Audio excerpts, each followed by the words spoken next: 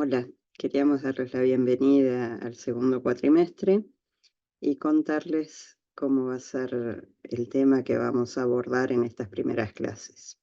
Primero vamos a ver algo sobre forma y tecnología, que en este diálogo, que siempre resultó muy productivo, tomamos a la tecnología como una posibilidad de materializar formas.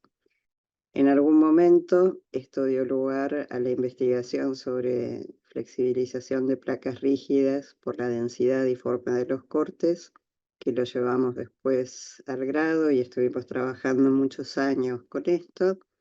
Y este año vamos a incorporar otro tema que tiene que ver con los materiales autoactuantes. En esta primera clasificación planteamos que en este diálogo de forma y tecnología podíamos hablar las formas de lo fluido, lo curvado, lo plegado, lo desplegado y lo armado. Cada uno de estos grupos tiene características y atributos comunes desde la morfología y pueden estar producidos por distintos sistemas productivos.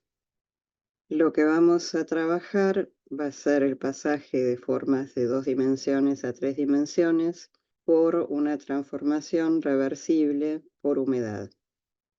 Los materiales responsivos son los que se modifican por las condiciones ambientales, humedad, temperatura, etc. En el caso de la madera, una actuación higroscópica, o sea, la absorción del agua, puede usarse de distintas maneras aprovechando la deformación del material por el agua. Durante mucho tiempo se buscó evitar esta deformación por la humedad. En este caso se usa provechosamente para el diseño.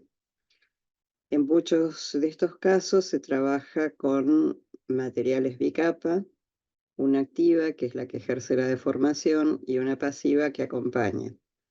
Y han mostrado desarrollos de distinto tipo, desde 2 maderas con distinta absorción de agua, entonces que una tira más que la otra, o una capa de chapa de madera y una de resina epoxi o de plástico. Entonces, de esta manera se generan estas diferencias de tensiones que producen las deformaciones. Reichert estudió la forma de las piezas y los anclajes. Acá pueden ver distintos tipos de piezas cerradas cuando están sin estar afectadas por la humedad y abiertas, de qué manera lo hacen.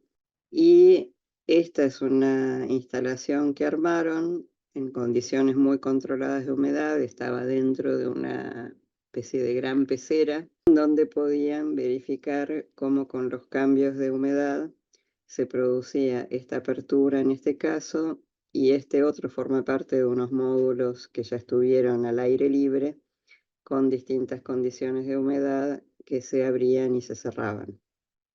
Un paso más dio Belén Torres con su tesis, donde lo que estudió es estos materiales bicapa, pero en bandas. Y estas bandas estaban articuladas con uniones fijas, entonces lo que trabajaba no era la unión, sino que era el material, generando distintas configuraciones en la medida en que avanzaba la absorción de la humedad. Estos multilaminados eran con capas de fibra de vidrio o de resina epoxi. Otros investigadores trabajaron ya con uniones de superficies, generando este tipo de módulos compuestos, y en este caso se analizaron los distintos tipos de unión para ver cuál era la más eficiente, y esto lo que permite es trabajar sectores continuos de concavidades y convexidades cuando se curva la madera. Otros investigadores tomaron el terciado comercial común y le produjeron distintos cortes con láser como para modificar el comportamiento en la deformación. Acá pueden ver distintos patrones y distintas situaciones y movimientos. ¿Para qué vamos a hacer esto nosotros? Nos parece interesante aprender a regular la generación de superficies responsivas, estas que pueden modificarse sin sensores, sin mecanismos, solamente por la respuesta, por esos responsivos, al ambiente. Nos parece interesante también abordar la posibilidad de utilizar estas formas en diseño. que no son formas fijas y estáticas, sino que se van modificando por las condiciones ambientales. Nos parece importante comprender su potencial para aplicarlo en distintas implementaciones en diseño, ya sea a pequeña o mediana escala o a través de organizaciones. Hasta ahora se ha venido usando mucho la madera curvada, deformada con vapor o deformada por el proceso productivo de un multilaminado curvo con presión y calor, donde hay un valor de lo curvo en los distintos productos y las deformaciones se producen pero solo una vez, en el momento de la conformación. No son reversibles, no van y vienen. Sin embargo, hay un aporte que este tipo de formas dan a los diseños y por eso se siguen usando, pero queremos explorar qué pasa cuando no son transformaciones fijas, sino que son transformaciones que se modifican en el tiempo.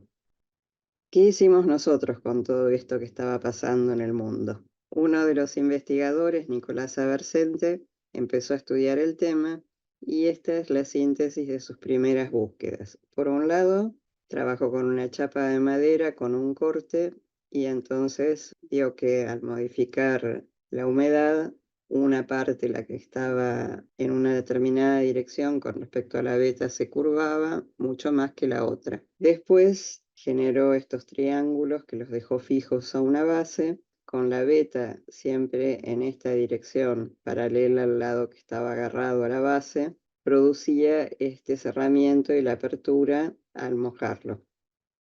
En un paso más, trabajó con una lámina de plástico y con estas piezas de madera que accionaban el plástico. Entonces la deformación de la pieza de madera era la que impulsaba el cambio de forma en el plástico. Y su siguiente avance fue marcar un plegado curvo en la lámina de plástico y producir el movimiento, el plegado, por la deformación de la madera con la humedad. Esto está todavía en desarrollo, fue un intento de articular varios de estos, pero seguimos en trabajo. María Varela tiene su tesis de maestría, donde está estudiando de qué manera las estructuras foliares de las hojas pueden utilizarse como inspiración para darle estructura a superficies que no la tienen. Con estos patrones fue haciendo distintas exploraciones con esta técnica también, de chapa de madera y celuloide, trabajando en este caso no como Nicolás con toda la superficie cubierta, sino tomando determinadas líneas y entonces aparecían este tipo de comportamientos. Esto dio lugar después a que un pasante de investigación, Bernardo López, siguiera avanzando y probando distintas situaciones. En este caso tuvo relaciones del soporte y de la madera que eran distintos, que eran completos, que eran parciales, como bordes o que eran parciales con el interior, generando una asociación con lo que es la nervadura de las hojas.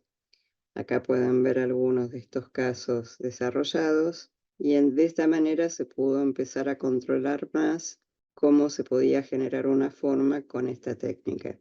Siguiendo el orden de los que fueron ocupándose de este tema, Julián Marinón y después Félix Aguirre avanzaron con distintos tipos de corte primero y después que no sea la veta completa, sino tener como un collage de vetas donde puedo ir organizándolas para conseguir distintas deformaciones en una sola pieza de plástico de soporte.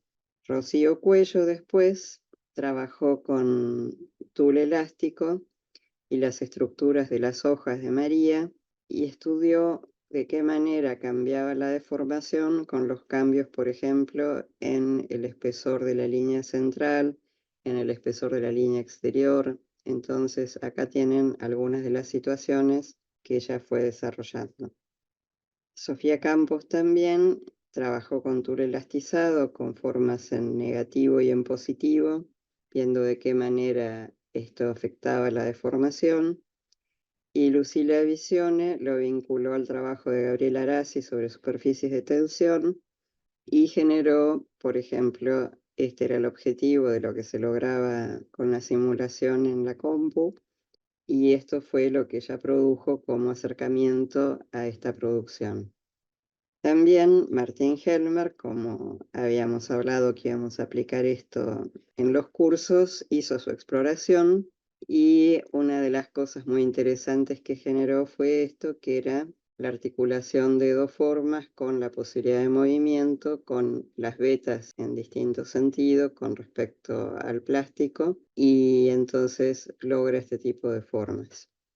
En todo lo que nosotros estuvimos haciendo, hubieron distintos aportes. Uno con las exploraciones en la materialidad, que trabajamos con capas pasivas de plástico, tul o Tyvek, y capas activas de madera, pero también cartulina en base y papel misionero grueso, como para simplificar todo lo que era la parte de ensayos.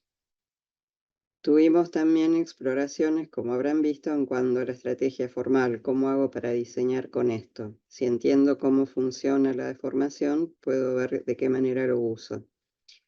Por un lado está el recorte de las capas, que podía ser o por la forma, si era triangular, cuadrada, circular, de qué forma empiezo yo a pensar esta tridimensión. Pero todas estas formas son desarrollos planos de cilindros, entonces también puedo partir desde eso y recortes el cilindro para buscar esto después en la materialidad. Otra de las variables a trabajar en cuanto a formas son los atributos de este recorte que elijo curvar, que si tiene caladuras, tanto el soporte como la capa activa, si tiene bordes rectos o curvos, si tiene puntos angulosos o si son continuos, si el soporte es completo o si es parcial. Y la posición de la veta también, qué dirección tiene, y esta exploración que hicimos del collage de vetas. Ahora les dijimos que íbamos a hacer una experiencia, una actividad en el taller con esto y de qué manera vamos a trabajar. No lo vamos a hacer con madera porque tiene sus complicaciones y costos que nos parece que no tiene sentido emplear ahora para lo que son las pruebas. Entonces vamos a hacerlas con papel misionero o cartulina en base como material activo, y pasivo va a ser el vinilo autoadhesivo, el contact, porque es mucho más rápido para trabajar y se puede hacer a mano fácilmente, si no hay que cortarlo en láser. Para la presentación final van a usar esta misma cartulina o papel y celuloide o Tyvek. Tyvek es una tela, es un papel o tela, depende, lo llaman de distinta manera, plástico que no tiene dirección de la veta y es muy finito y funciona muy bien. No lo cortan con el láser y se pega con cemento de contacto. Diego Campo hizo un instructivo sobre cómo pegar el cemento de contacto con las chapas de madera, pero es el mismo funcionamiento que va a tener para el papel o la cartulina. Algunas cosas a tener en cuenta en cuanto a la materialidad. ¿Cómo sabemos la dirección de la fibra en el caso del papel o de la cartulina? La chapa de madera se ve, no hay problema. Cuando estoy hablando de papel o de cartulina, tengo dos maneras simples de saberlo. Por un lado, si rasgo el papel con las manos, si el corte es recto, esa es la dirección de la fibra. Si queda irregular, es esa fibra la que está molestando y que no está permitiendo un corte neto. También tienen otro sistema que es, si esta es la hoja de papel, cortar dos tiras, dos bandas en distintas direcciones, mojarla un poco y de acuerdo a cómo se curve, es la dirección de la veta.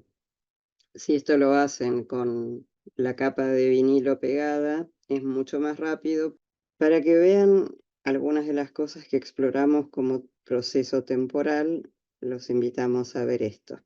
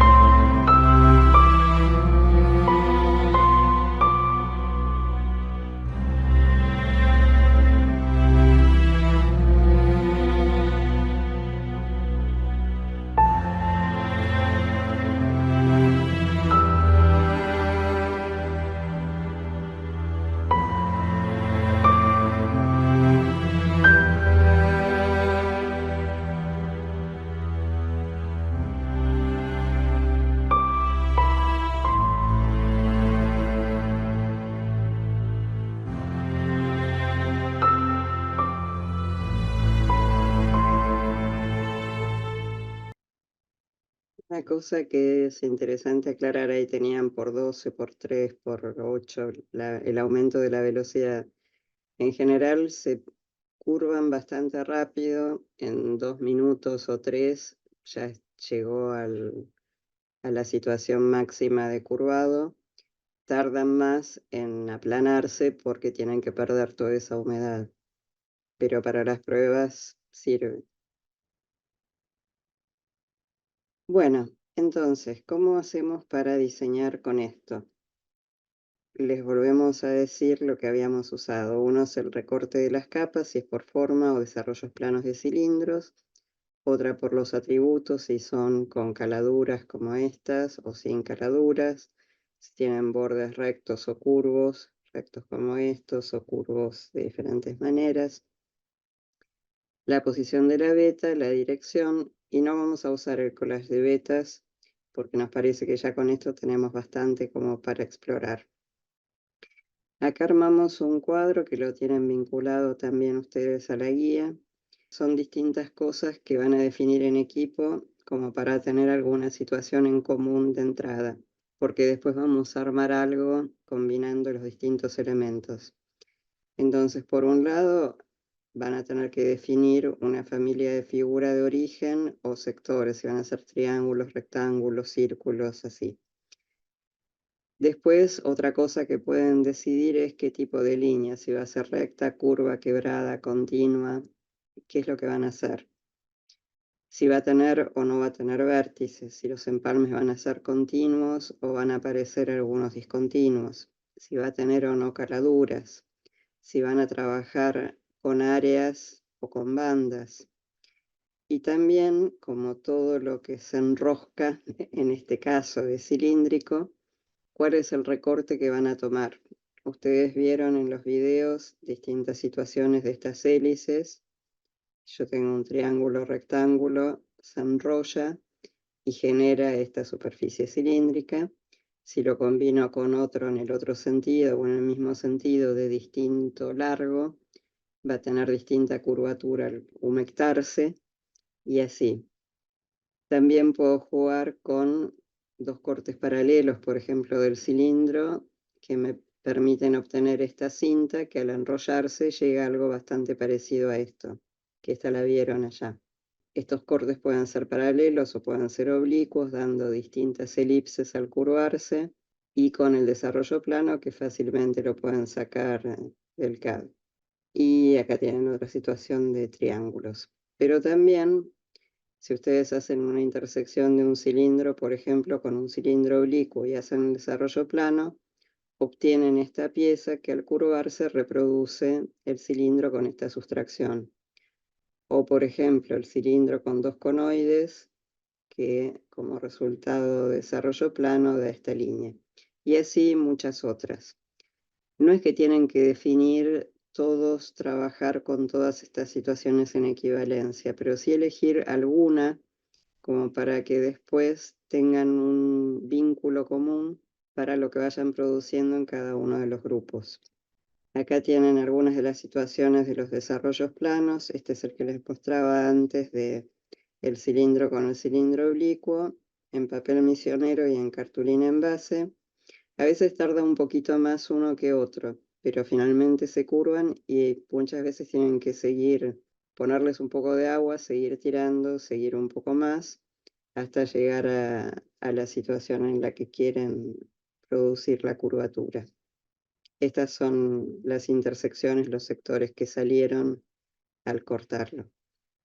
Estas son las elipses, con planos paralelos era esta, la de Papercraft, y con ángulos distintos, la de cartulina envase. Estas son las superficies helicoidales, iguales o distintas. Marquen siempre también la flechita con la dirección de la beta, porque cuando está curvado fácilmente se entiende, pero cuando se vuelve a aplanar, a veces uno no sabe para dónde era que se había curvado.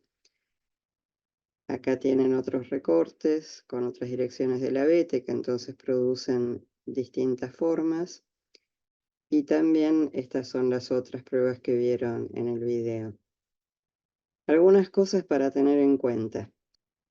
Como les adelanté un poquito, lo que cada uno haga en este nivel de la forma individual se va a vincular después entre los 3 integrantes del equipo para generar una forma. Entonces, en esta etapa, cada uno va a hacer un módulo que después se va a organizar para generar una forma. Este módulo puede tener entre 3 elementos, que sería la producción de cada uno, pero también pueden repetirlo. Entonces tener hasta 9 módulos en esta primer forma de cada grupo. Sin embargo, después vamos a avanzar un poquito más y en cada grupo docente van a haber entre 7 y 8 formas, depende de la cantidad de grupos, que vamos a organizar en una forma nueva.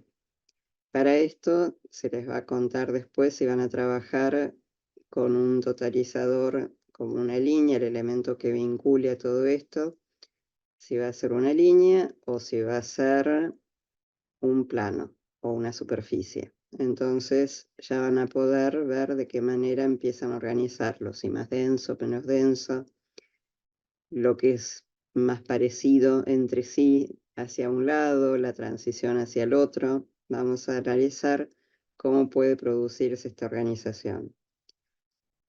Después de hacer esto, vamos a tener 6 organizaciones, una por docente, y finalmente vamos a generar una organización de esas suborganizaciones y estamos viendo en qué lugar de la facultad vamos a poder dejarlo al aire libre como para que se vea afectado por la lluvia, por la humedad y entonces vaya transformándose y lo podamos ver en acción en el ambiente.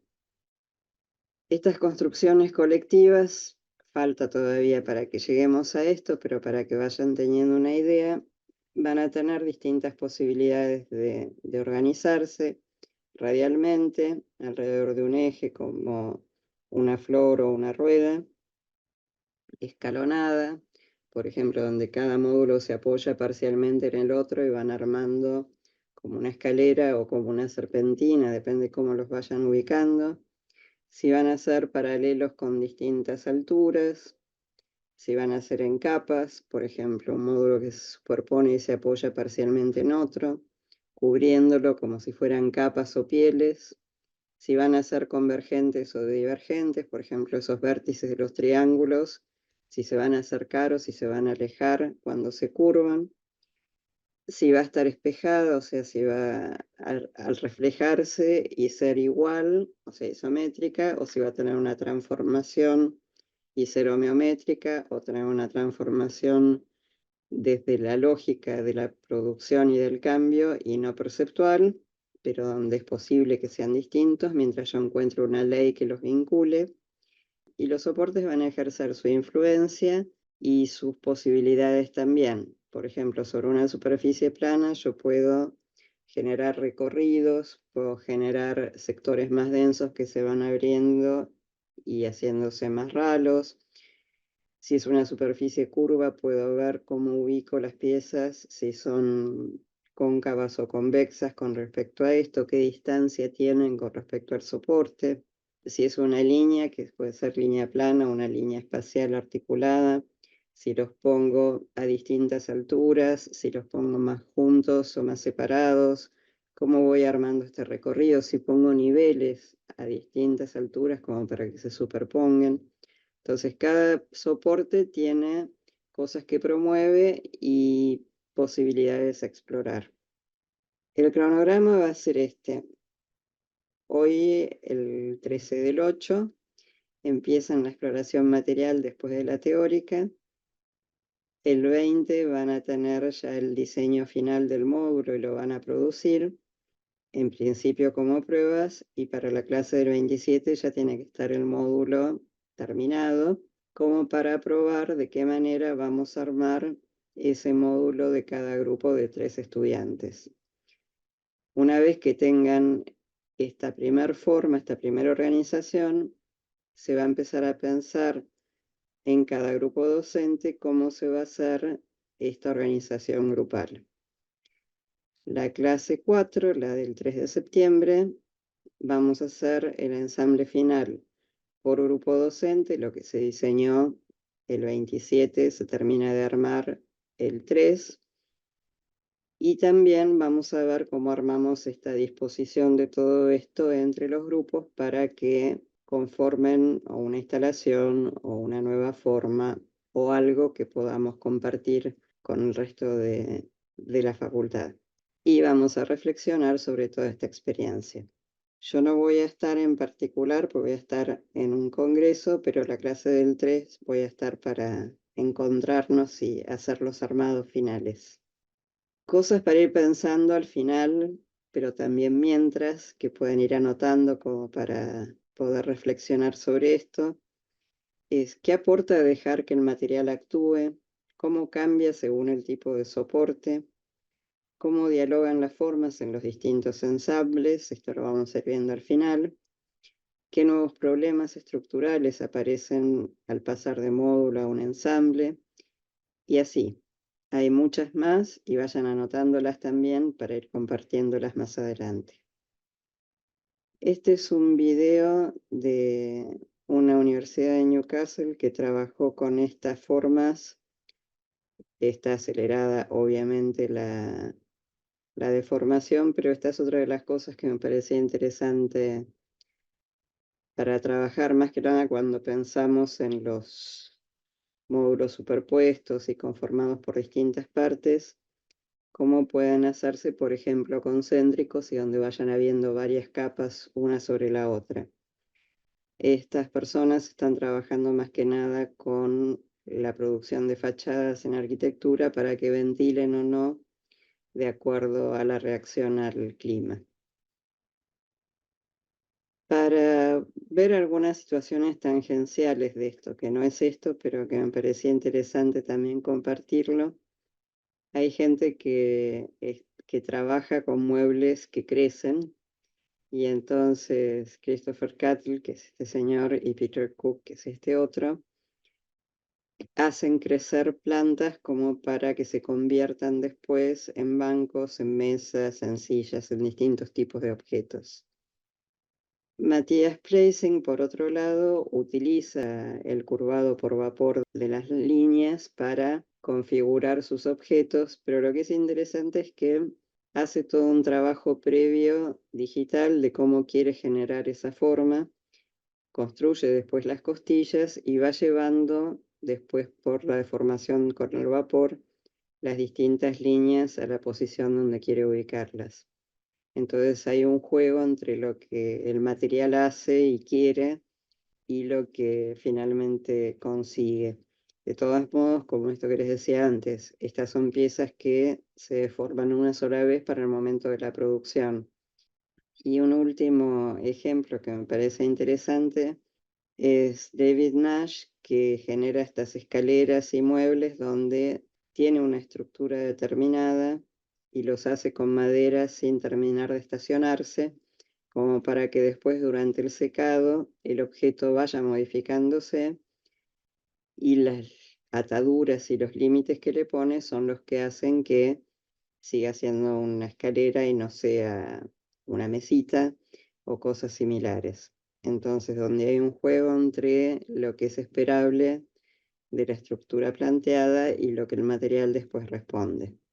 Bueno, todas estas personas estuvimos trabajando en esto en el marco del proyecto UASIT y empezó acá el equipo: Nicolás Abercente, María Varela, Julián Marinoni, Bernardo López, Félix Aguirre, Sofía Campos, Rocío Cuello, Lucila Visione, Martín Helmer y Diego Campo.